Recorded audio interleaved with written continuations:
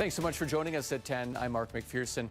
A tech company is eyeing land in Dane County for a large-scale development. The project could bring jobs and millions in tax revenue, but it's raising questions from people who live nearby.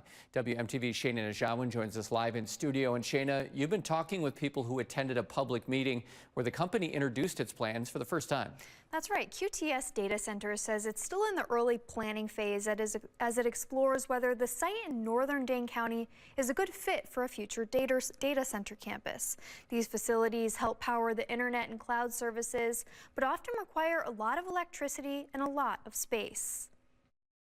Yes, I feel people probably left with many more questions than answers. QTS is considering a 615-acre property in the town of Vienna for a future data center campus. I'm curious as to what will happen. I'm sure that Vienna will probably move forward with this, is my guess.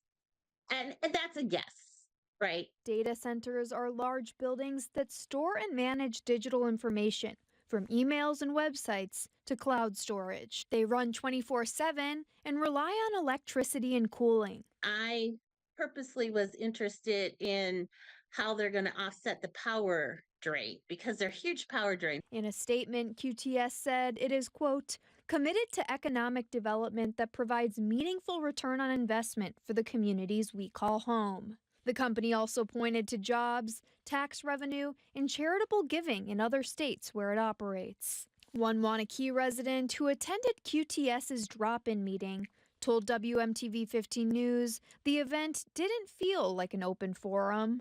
To me, they were just there to tell everybody what a wonderful company they're going to be. Some residents say questions about energy use and infrastructure, like solar or geothermal systems, went unanswered. They asked if they were going to do solar panels on their roofs, and I asked if they were going to do geothermal. The gentleman I was talking to said, we don't know any of those answers yet.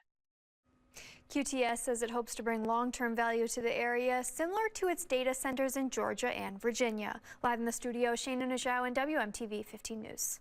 Shayna, thank you. We also reached out to the town of Vienna board chair who declined to comment on the project. As we previously reported, in Janesville, a landmark might get a new life as a data center.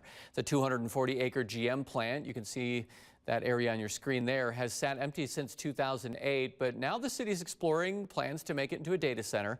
The economic development director in Janesville says it could bring in high-paying jobs for residents.